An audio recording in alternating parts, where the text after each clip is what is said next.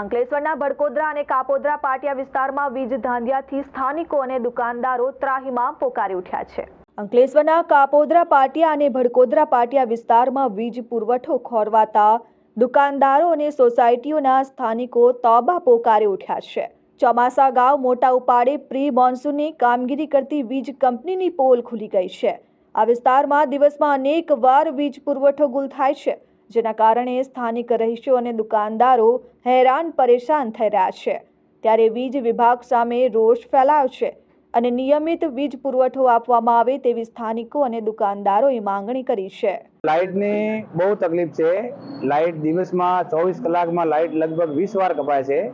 હું કાપોદ્રા પાટિયામાં મારી દુકાન છે અને પાર્સલ ડોમિનોઝની અંદર ગલીમાં રહું છું સોસાયટીમાં। એટલે 10 મિનિટ લાઇટ આવે અને 2 કલાક પાછી જતી રહે, 10 મિનિટ આવે અને 2 કલાક જતી રહે।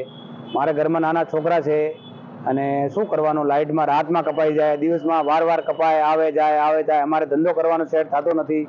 એટલે જીબીને રિક્વેસ્ટ છે કે આ લાઇટની જે પણ પ્રોબ્લેમ હોય એને સોલ્વ કરો। વાર શોર્ટ સર્કિટ થઈ જાય, બળી જાય તો એનો જે પણ પ્રોબ્લેમ હોય દર મંગળવારે કટાટ આવે એમાં તમારે વ્યવસ્થિત કરો। અને અમે લોકોને બહુ તકલીફ પડે છે, પબ્લિક બહુ હેરાન છે, એનો કોઈ રસ્તો લાવો સાહેબ। મારું નામ પ્રકાશ પ્રજાપતિ છે। હું રાધે શોપિંગમાં મારી શોપ છે। છેલ્લા 10 દિવસથી જીબીના અંદર લાઇટનો એટલી બધી કંડકતા છે કે અમે કેટલાય વાર ફોન કરીએ છીએ પણ ફોન ઉચકતા નથી। અને જ્યારે પણ ફોન કરીએ છીએ ત્યારે એવું કહેવામાં આવે છે કે